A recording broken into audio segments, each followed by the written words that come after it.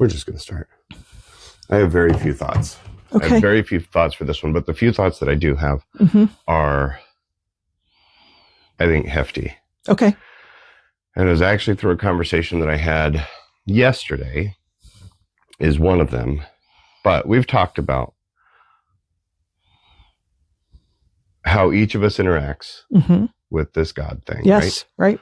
And how he, whatever, shows up for us and with us and through us and because of us. I don't know.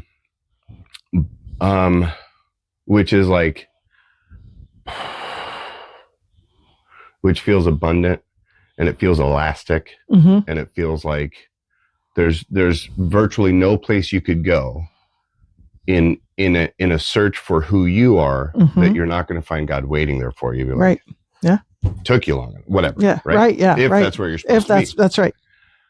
So what this kind of fear creeped up in me, not for me, not for you, but for people. Yeah. That I feel like some people have dug themselves either a Bible-shaped faith or I haven't thought about it long enough to come up with good analogies. Okay. But the one that comes to brain is a Bible-shaped faith, right? And they've dug it deep enough and they've dug it strong enough that they can't see or they refuse to see the things that are outside of that Bible-shaped faith. Okay. Does that track? Yeah, it tracks. I mean, I think, yes, for some people, I think that the Bible definitely is where the boundaries are made, where the rules are kept, where and where we can find all of our answers. And it in my experience, we can't find all of our answers in the Bible. Right. I mean, yes. I mean, is it a place where I go to I wouldn't find answers is not the right word for me, but for solace and for reminders of rejoicing and reminders of God's love and mercy. Yes. But I don't necessarily go there to follow the rules or to, answer all my questions. So I think there's two parts of it for me. So just before this, I went up and played the awesome piano here. Yeah. And it's called, I think, chords.com. Like you can just look up literally any song ever and it feeds you the chords for it. And so I looked up I'm Still Standing by Elton John and it gives you the chords. What it doesn't give you is Elton John's virtuosic capability. Right. His playfulness. Right. And any sort of groove. Right. It just gives you chords. These four is this chord. This four is this chord. So it kind of feels like that. It kind of feels like the Bible, if the part that the Bible is playing for the individual is anything, it should almost be just a fuse for you to attach your flair, your interpretation would be a word, but like just everything that you are should not be forced into the book. The book should expand everything that you are. I would agree with that. Yeah, I would agree with that. The Bible is one of the ways, and for Presbyterians, it's probably the most universal way that we come to know who God is. Now, that's not the only way we come to know who God is. Right. And so, but it still informs us, right? If we only read part of the Bible, we only get a part of who God is, right? It's easy enough to find stories about when God seems very vengeful and angry. Well, that may be so. I think God can feel all those things, but I don't think that's all who God is, right? I don't think God is an angry, vengeful God. I mean, actually, at the core, I don't believe that's who God is at all. Yeah. But and if you look in at the right moment on any one of us, we look like royal pieces of junk. Yeah. I hear you. Okay, keep going. Well, no, it's just, but to me, the Bible, I think of the stories, especially, well, in the Old Testament, I love some of the Old Testament stories. But I've often heard people say, well, the Old Testament God and the New Testament God. And I'm thinking, nope, that's the same God. That is the same God. Yeah. How do we handle that? Because it is a very different. Yeah. The literature is very different. The what is? The literature. Okay. If you look at the Bible as a library and not as one book, and what do you learn? That's super smart. I know it's it's pretty surface level that it's a bunch of different authors, but for you to say that just made it very, very apparent. Well, it is. And even within particular books of the Bible, there are different authors. So that also makes it confusing and sometimes contradictory, and sometimes repetitive because different authors are saying the same thing, right? There's 2 versions of the 10 Commandments, one in Exodus, one in Deuteronomy. They're similar, but they're not exactly the same. But when we're reading things, even in Leviticus, which most people don't read, right? That's all the Levitical codes and the rules that, and the laws that were meant to keep people safe, right? That's why they didn't eat pork, for instance, because literally survival for the age. Right. So, and there's some stuff, that we don't ascribe to anymore at all. We wear 2 different kinds of material in our clothing and, we put money in banks and, things like that. But among the Levitical codes is that you should welcome the stranger and you should love your neighbor as yourself. Yeah. Right. So there's within this list of all these things that can make your eyes, glaze over, you have these nuggets of beautiful, beautiful things that, guide us, right? Guide us through our daily lives. I mean, on the Liberty Bell in Philadelphia is the part of Leviticus that talks about, Jubilee, which is every 50 years, all debts would be forgiven, slaves would return home, and it was like a total reset. And that's interesting. Yeah. And think about that. That's enormous. Yeah. That's huge. What would that do for people today? It means you're not always going to be stuck necessarily. Now it may take 50 years, but it's still, or your family is not always going to live in this. Right. Yeah. But I think there's an interesting parallel there to at least my own experience as being a dad, because a lot of it, especially when they're little, is really boring stuff. Like don't put a fork in the toaster. That's right. Like, just my job keeping is them alive. That's because you're too dumb to do it yourself. Right. And then eventually they get, and then within that is these accidental moments, not accidental at all. Right. Where they just get to connect with you. Yes. Where we're looking for turtles and we're whatever. Yeah. And that's the really beautiful nugget part where the whole time you're just thinking, don't fall in the water. Right. I'm a good swimmer, but I hope you don't disappear in the darkness. Right.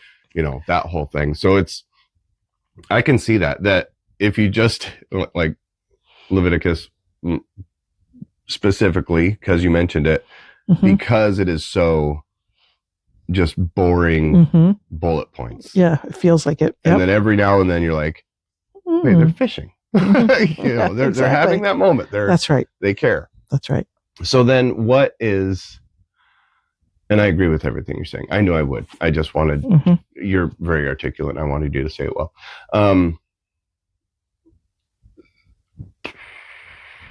So then what's our role when we come up to a big rectangular hole in the ground and somebody's just bouncing around in there, happy as a clam? Yeah. What do we do? For them, you mean? I don't know. For us? I don't know. I think I rely on Micah 6:8 a lot. And it talks about, what does the Lord require of you? Before that, they're should I give everything I have and all this oil? And, the prophet is telling us, what the Lord wants. right? Do justice, love kindness, and walk humbly with God. And walking is a word. It doesn't mean simply to walk, right? It means to be aligned with God, to engage with, right? Yeah, exactly. So, I think that's an ethic we can live our lives out of. So, what is the kind thing to do in a situation where you see somebody jumping a triangle? If they're maybe to engage them, it may be to jump with them, it may be just to let them be. But I think as we engage our faith, however we would describe it, because I feel like I think people are yearning to be connected to something, whether they would call it the divine or just the spirit or something. I think there's a longing for that. And when we make those connections, in our faith, when we are aligned, like for me, when I'm aligned with what I would say my central ethic is, which is that my role is to love my neighbor and love God. Not necessarily in that order, but and so that means I'm wishing the best for my neighbor. That means I'm trying to have a relationship with God, even though sometimes I fall down on that end of the deal. I'm trying to be a person who contributes to society. I mean, it's not just simple as saying love. Love is hard. Yeah, that is not an easy thing. Yeah, right. And love shows up in a million different ways. It does. Well, and when Jesus even says it's easy to love people who love you, right? Yeah, right. Sure it is. Right. But those who don't really love you or don't want the best for you, how do you love them? Yeah. And that's a hard one. So, and are taking an active role against you. Yeah. Which is even worse. Like somebody that doesn't love you, fine. Yeah. Go on your merry way. Take the lane, buddy. I don't care. Yeah, right. But people that are actively working against you, and hopefully that's not a reality for a ton of people, that there is somebody actively working against them. Right. But it is. But and so and I don't think though by loving them it calls us to just tolerate it. Yeah. Sometimes the loving thing to do is to call it out or to challenge it. Set your boundaries. Right. Set your boundaries. So yeah, I mean, I think yes, loving does not necessarily mean letting anything go. This is interesting and shows how much I'm scrolling on Facebook, but I just saw a thing yesterday. There was it's just a CCTV camera of this outside dining area. Yeah. And this waiter brings the stuff, puts it in front of this guy, and the guy kind of does one of these, what is this?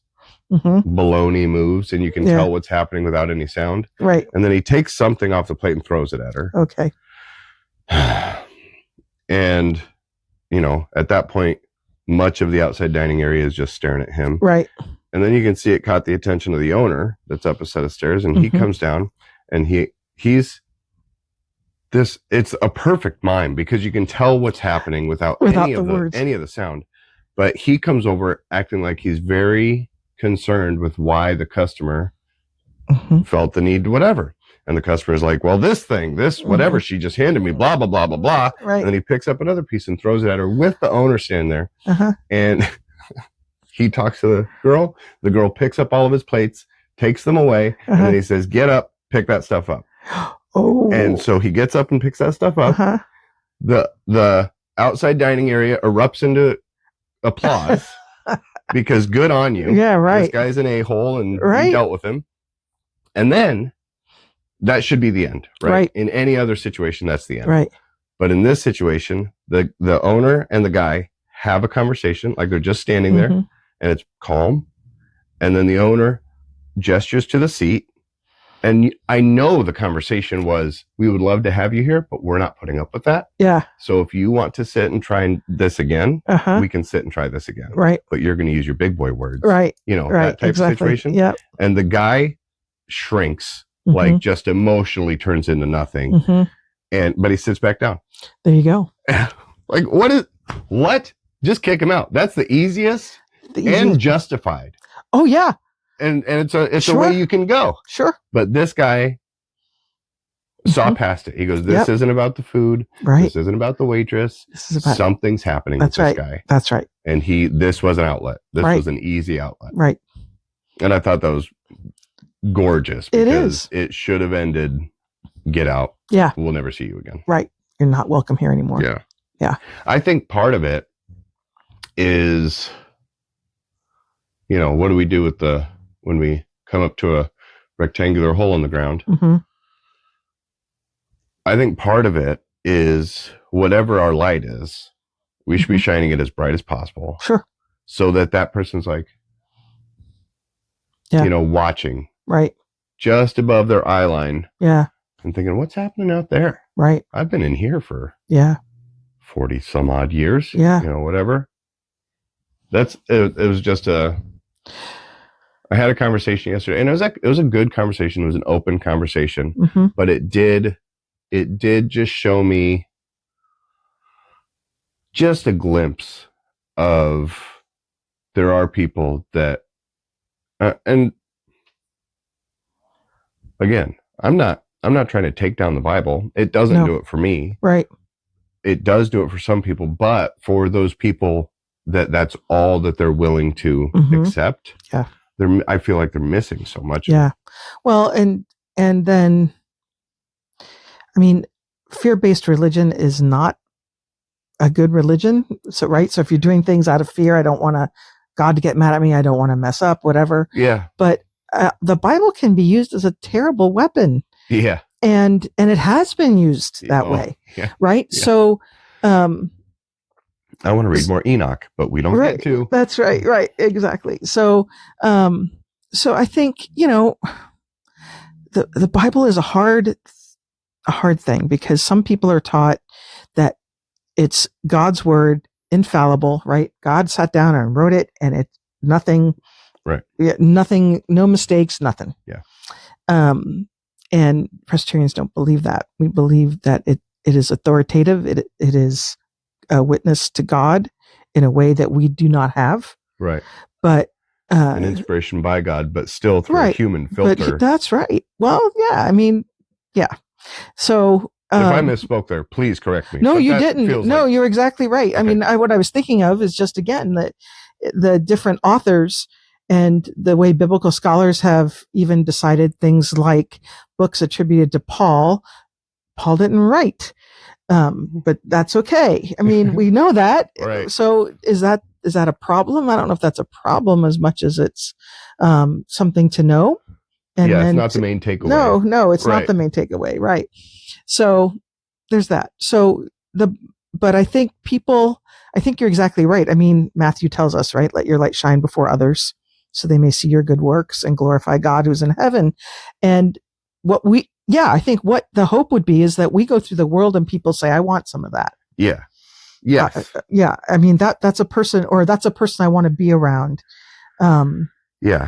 And to me, that's evangelism, right? We don't like to talk about evangelism, but to me, that is how we share good news, right? By shining our light, by saying, this is my life and I'm going to live it. That doesn't mean I'm not going to mess up. That doesn't mean I'm not going to be cranky, and that some days I'm not going to feel like shining any kind of light.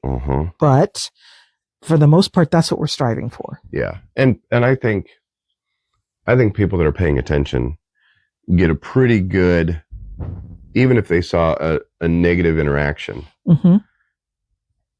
and tangent, there may be more truth to who you are in a negative interaction than there is to the good interaction.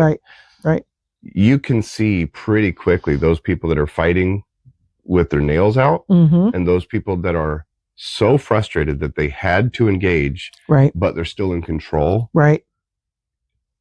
Even that, I think, would be that shining light. Right. Be like, this situation is ugly, but they knew what they were doing. I mean, this was a calculated, not attack, but right.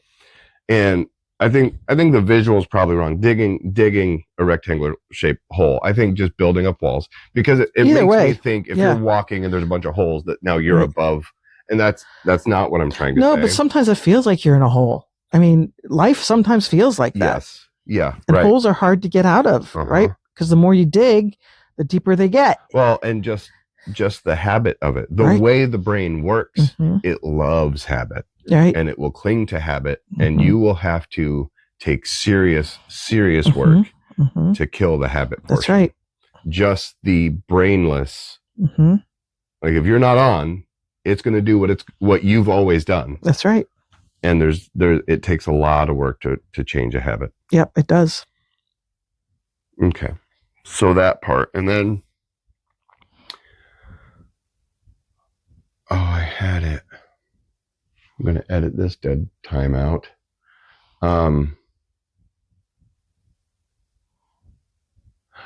So another separate conversation that I had this week was about what we're doing here. And I mentioned aliens, ghosts, time travel, whatever we talked about. I don't remember. That's what we talked about. I didn't remember if time travel was part of it. But this person gave me a look, like trying to do the math. Right. On what kind of pastor did you find? That's right. And like legitimately, because right. Oh, that was the other side of it. Not just a Bible-shaped hole, but maybe a Catholicism-shaped hole, or a Protestant-shaped hole, or whatever. Like, whatever. Yeah. They just allow the rules to be shown to them, and then without question, without question, they say these are not my rules. Right. And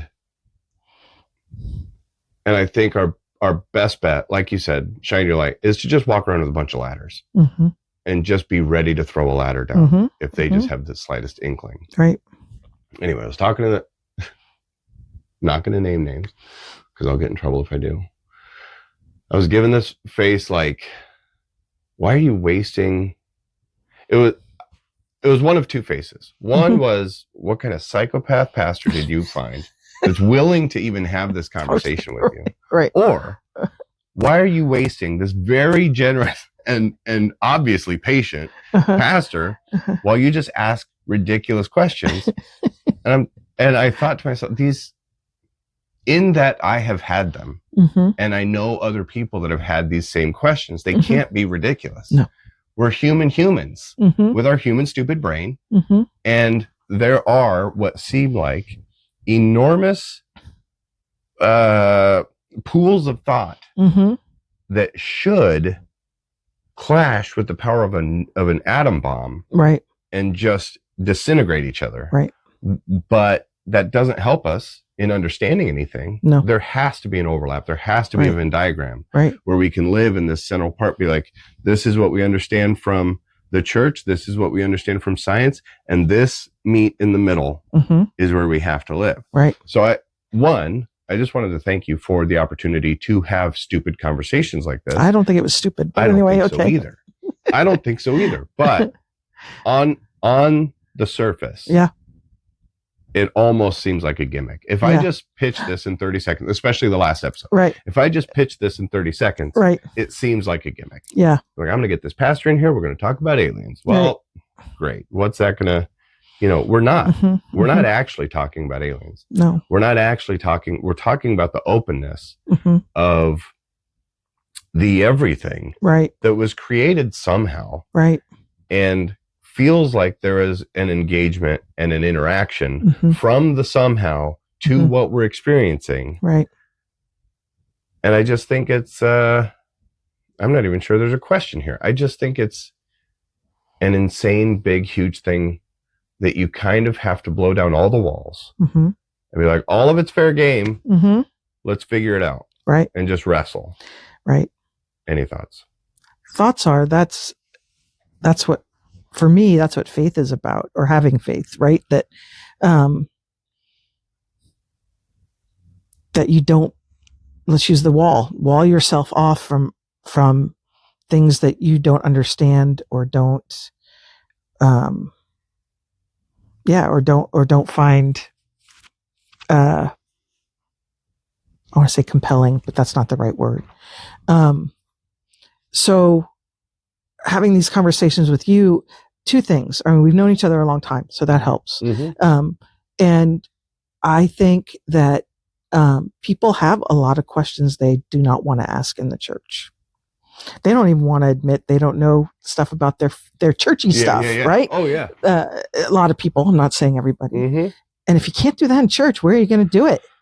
Right? If you can't do that in a place, in a community where, I think part of it is we're so used to the church having the answers, and the church doesn't have all the answers. I mean, what we offer is a place where we bring our questions and we try to figure it out together. Mm-hmm. I mean, yeah, there are some things that I'm pretty clear about, right? You shall not kill.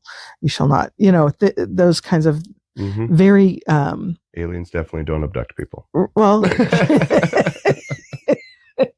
Yeah, that stuck with you, huh?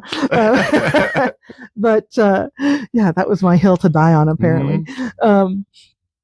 But I think about my own life and how I have throughout my own life had experiences that have changed my mind or my heart about things, and opened it. I think that that's what the church is for. It's not always what it is, but it's what the church is for. Oh, yeah. I agree with that. I agree with that's what the intent should be, regardless. Yeah. Everything you just said made me think of, we play hide and seek with a little kid. Yeah. They want you to find them. Yes. The entire game is that they should not want you to find them. Right. So they are equally making it difficult to find them and joyful when you do. Right. And there's this little explosion of giggle or laughter or running or whatever. And I feel like those elastic areas where we push in and we ask some ridiculous questions, sometimes ridiculous questions, but questions that if they're in your brain, you deserve an answer. Right. Well, you don't even deserve an answer to. You deserve to be able to play with the question. That's right. That's right. So answer or not, just the fact that you push the wall a little bit. I feel like anytime you do that, there's this excitement, this explosion of excitement from the thing that's put this all together. Right. They're like, I'm so glad you got here. Yeah. This seems like it's off limits. Right. Or it seems like it's outside the norm or whatever. I am so glad. And then giggles and run away to another corner. Exactly. To force you to, you can deal with that for as long or as little as you want. But there's always another portion of it that is, because I don't believe in a cookie cutter faith. No. So there are things that are going to really get, and I feel like you and I are on the same side of a lot of things, right? So that's all fine. Yeah. So you and I would actually gel well in like a Camp Wyoming situation. Yeah, definitely. Where if I were ever in a Camp Wyoming situation and just saw you not singing and just enjoying the music, I could totally understand it and be like, yep, that's what I'm doing too. Yeah. So I could see that there are some things there, but there are people that music doesn't do it. Right. That are really well done, organized Excel sheet does it. Yep. And that doesn't do it for me. Right. But that's I think it's beautiful that you could find it in virtually anything you're taking on. Right. If you have the brain to attribute that feeling to whatever bigger's happening. Right. Right. Right.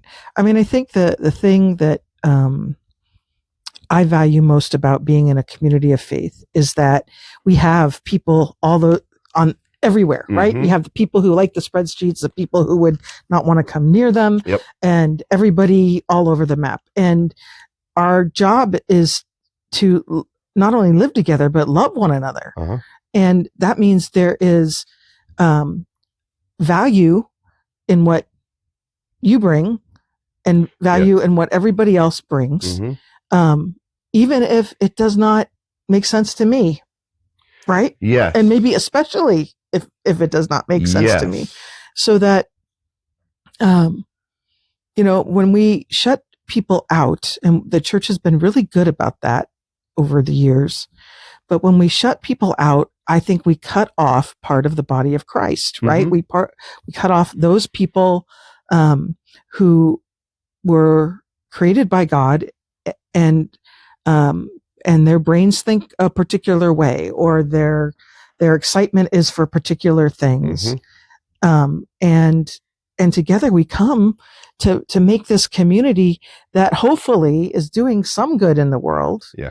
And living out, what we would feel would be Jesus' call to again, feed the hungry, clothe the naked, welcome the stranger, and visit the lonely.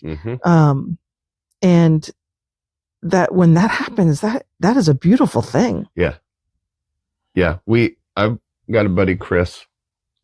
He has about 42 little bubbles of friends.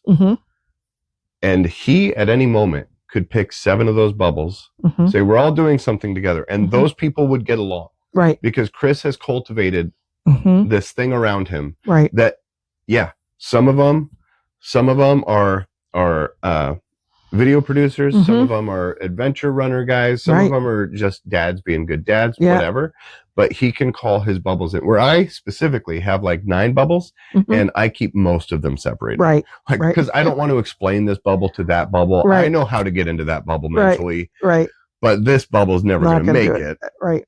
But at the same time, and maybe it's just because we have a ton of practice, if I call the Dindinger clan because we're moving a house, that house is getting moved. Yeah. And it's getting moved quickly and efficiently. That's right. It's like, I need you in the bedroom. I need you in the kitchen. I need you in this. We have 3 trailers outside. Right. Let's get this done. Yeah. And then everybody just shuts up. And they do it. Get stuff done. Yep. Exactly. And sometimes to their detriment. Like I said, Mom called me when Grandpa passed at 2:00 in the morning. I said, you need anything from me? She said, nope. I just wanted to let you know. And I guarantee you, maybe in the moment she gave herself a little bit of time, but I guarantee you she switched very quickly into what's next mode. That's right. What do we got to get done? Her moment later. That's right. But she put off her moment for the sake of, which, I mean, that's her batting average. She pretty regularly puts off her moment for the sake of other people's moments. Right. I don't know. This, I do know. I feel like I know everything right now. Good. Which is, no, it's horrifying. Because I get into these moments, especially moments when you and I have volleyed a ball for these 4 hours about whatever we want to volley the ball about. And it just keeps hitting. Yeah. Like we put in a pool last year, and it was just an excuse to get the boys outside. Right. It was like, we're going to spend thousands of dollars, and it's just going to be to get the boys outside. Right. And it works. And actually, this year it works more than last year. Last year was kind of a beg and plead thing. This year it has been every single day. There you go. And it's been fantastic. And one of the, oh God, we play 2 games in the pool and that's it. One of them is ball. Yeah. And it's literally just don't let the ball hit the water. Okay. Which is stupid. But it works. It always works. Right. And the other one is vroob, which is vroom, but you know when you're in a pool too long and everything you say sounds like you have a cold? Yeah. So it was vroob, and that's just where one unfortunate soul, usually me, gets to be the train leader, and everybody just latches onto the shoulders of the person in front, and you just get to pull everybody around the pool. Okay. Which is all fantastic. And unconnected to what we're talking about, but the ball thing. Yeah. I feel I have really enjoyed this conversation, not because I knew that we would agree, and not because I knew where we wouldn't and that'd be juicy or something. Like, who cares? I don't care. The reason I enjoyed this conversation, these sets of conversations, has been because there is a playfulness to the openness of these conversations, where it's like, oh, you want to go down that alley? I don't know. Yeah, let's go. Yeah. Let's find out. Yeah. And I appreciate especially that you are a leader within a sect of the church, whatever. And the sect almost doesn't matter to me. Right. It may be why this has been so easy. Right. Because maybe this conversation with a leader of a different sect of a church goes differently. True. Potentially. I don't know. But I feel like there's so much to be had in the gray. Yeah. Oh, it's all gray. Almost all gray. Right? It feels like that. There's so much meat in the gray. But for so many years, and we wanted it to be on either end of that spectrum, right? Either the white or the black, for instance. And that's, for some people, that's where they're most comfortable, because again, the rules, how things are going to go. Yeah. Until they don't. And yeah. White, black, red, blue. Right, whatever. Yeah, it doesn't. Yes. I mean, any conversation I've really had with anybody that has their brain engaged has always been purple or gray. Yeah. Like it's very, very infrequent that I find somebody that's just full white or black, red or blue. And I don't necessarily care I'm not going to bring politics into it, but that's a very easy. Right. Oh yeah. Parallel. Yeah, definitely. To the whole thing. Definitely. But I think Grandpa was a big part of it. I think my mom was another big part of it. Yeah. Grandpa, I did some weed eating for Judy yesterday. And we were talking about Grandpa. I don't know why. Yeah. But we were. And she even mentioned, she said, Grandpa, and then long pause. She said, question everything. Yeah. And that was one of those wink moments for me, because the first tattoo I got was Curious George on my shoulder. Okay. Underneath it says question everything. And she said it. She said, Grandpa, and then disconnected. There's silence. Question everything. I was like, yes.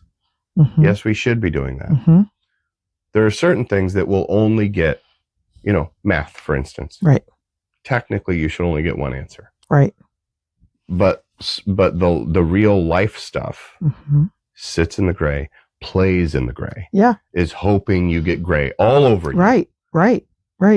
Well, and you can either be scared of it or you can be curious, right? Yeah. And I think there's probably other options, but being curious does lend it to be a lot less scary. And again, you get to play with it and try things on and figure things out for yourself or with a group of people that you might be having a conversation with. But no, your grandfather, it was, I was always sorry that I was not a colleague of his, in that he was retired by the time I came on the scene. But authenticity oozed out of his pores. He's just such an interesting guy. Yeah. And I was like, it really kind of irks me that I was too young to recognize how interesting he was. Yeah. I mean, he was a fantastic grandpa. Yeah. But that's like almost the only avenue I saw him was as grandpa, which maybe should be. I mean, maybe that's fine. But there are just so many questions that I would have loved to hear his weird articulation of, because he kind of had an interesting way to speak. And like, I specifically remember he would open doors for people and they would come through. He would never, ever, ever respond to thanks with you're welcome. He would always have this weird turn of phrase thing that's probably 150 years old or something he made up that you kind of understand what he's saying, but he just didn't want to say you're welcome. He wanted to say this other thing. And it lended to me that he was on. And later on in life, when the on was starting to turn off, because he had Alzheimer's for like 6 or 7 years towards the end of his life, he hid it from even his wife for like 4 of those years. I believe it. Because he was able to play games with himself. Yes. When Lucas was born, he always knew Lucas was 4. Lucas was 1. Lucas was the first grandkid. Right. But to him, Lucas was 4. Matthew, Mark, or 3, Matthew, Mark, Luke. Right. And he could get himself there. If he did that. And he'd play the game in his head, and it would come out to everybody else that he just knows the kid's name. He has no idea what the kid's name is, but he knows what the game is to get to the kid's name. Right. Just such an interesting dude. That is. Yep. Just fighting tooth and nail. He's like, I've got nothing. I've got my brain. Right. And I'm going to use it for as long as That's right. as I have. And I think he got more miles out of his brain, even in the last 7 years with Alzheimer's, than a lot of people do. Yeah. And I hope that I'm, curiosity is where it's at. Mm-hmm. Curiosity is where the fun is. You get muddy. It gets gross. You're going to skin your knee. Yeah. And you can either run home to mom or you can just throw some more mud on it and keep going, Right. I think, there was a quote, and it's not a good quote, and I'm going to edit it for the sake of our listeners. Or listener, I don't know. Right. But the quote is, it's not that I'm good at everything. It's that I'm not afraid to mess something up in the process of fixing the thing I'm trying to fix. Right. And that's really, like, I don't know if Grandpa explicitly taught me that, or just kind of through example taught me that, or my mom, or just the myriad of father figures that showed up in my life, or mother figures that showed up in my life, you being one of them. But I think I accidentally fell into a wormhole of very open, very curious, very let's find out, very Miss Frizzle type people. You know what I'm, Magic School Bus? Get messy, make mistakes, and something. I don't know what the rest of it is, but that kind of sums it up. It does. I mean, I took a youth group to Heifer Ranch, 2 youth groups actually, one from here and one from another church a long time ago. And when you take the youth group, the point is the adults don't do the things for the youth, right? So if they're doing it wrong, let them try to figure it out. What's Heifer Ranch? Heifer Project is a... Oh, no, I know what this is. Okay, so it's the ranch where they originally had the animals that they sent overseas is in Arkansas. So like you can, as an individual, you can sponsor that this an animal exists. Yeah, that's right. And gets sent to where it's needed. Right. For food. Or for food or whatever. Yeah. And so, so they have a week-long immersion kind of thing where you learn about different animals and different cultures and what the animals do for the people. But in the process, they have this philosophy that you fail forward, that if you do something wrong, and I think that is such an important, and that stuck with me, even in my own, that failing isn't a bad thing. It only is if you don't learn from it, right? If you don't move forward from it. Have you started reading the book I sent you? A little bit. That's chapter 2. Okay. Excellent. That is the entirety of chapter 2. Awesome. There. Yeah. So, yeah. There's failure scares so many people. It does. And it stops so many people. It's like the number one thing to stop anybody. Right. Is just the idea, maybe I'm going to fail at this. Right. Well, maybe is a crap quantity. Right. There's no metric there. Right. Maybe is possibly a coin flip, probably rolling a D20. So maybe can fly a kite. Right. Also, you should definitely fail at this. Yes. You should maybe try to fail at this. Yeah. Because in the fail is the lesson. Right. In the fail is the... you're in the mud. You just failed. You're really upset. Your knee hurts. Yeah. Your bike's over there. I'm going to have to put the chain back on that. Right. And there are like 9 lessons that you have to learn. Yeah. A, what do I know about my body? And am I capable of getting home? Right. B, if you're not, where's the nearest phone that I know about? And in my childhood, that was not a cell phone. That's right. That was who's the closest friend that I know where they live. Right. 3, can I put a chain back on a bike? Do I know how to do that? I've seen my brother do it. I'll try it. Right. I can't mess it up more. It's already messed up. Right. Right.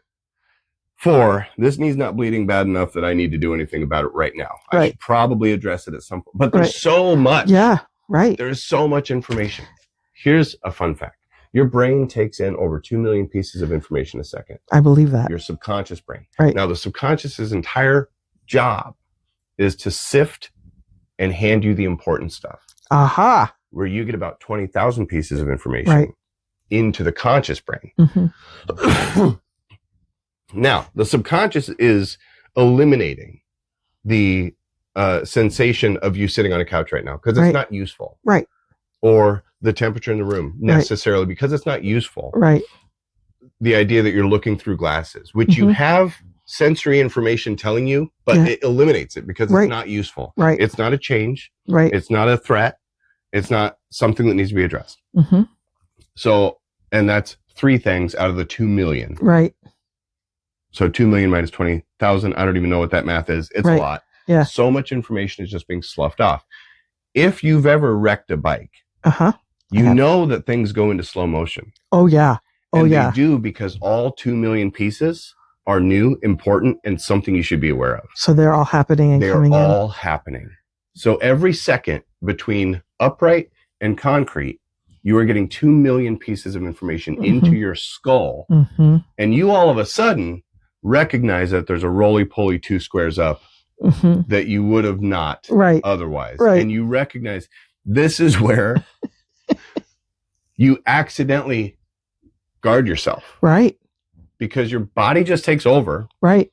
It says, okay, this is going to suck to some degree, but we can lessen the suck as much as possible. That's right.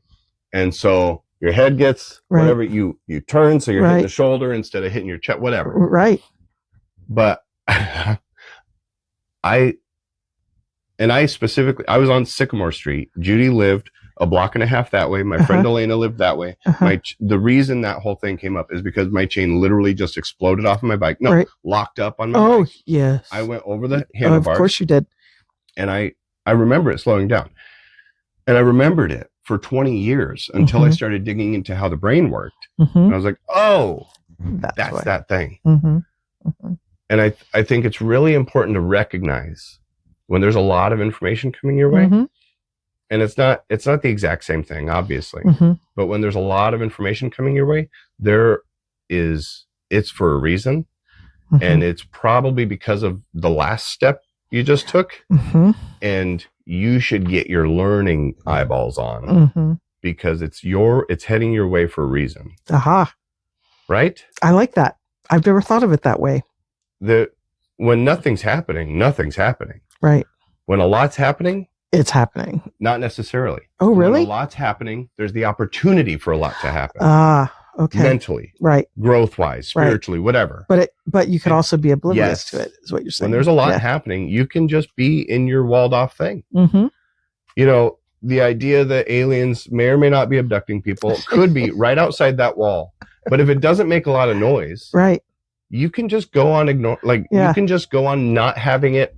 And that's probably a bad thought or example, because I'm just poking you to poke you. I know. I understand. There are things outside the wall that probably won't make noise. Right. Probably won't even let you know that there's something outside that wall. That doesn't mean they're not worth finding out about, engaging, bringing in, or are you expanding out in? Or you expanding out? Yeah. When there's a lot happening, there's the opportunity for a lot to happen. And I think this whole conversation's been stupid fun. I agree. I've had a lot of fun. But I think we can agree on a couple things. One, whether you're willing to admit it or not, you can feel God where you can feel God. Yeah. In whatever that means for you.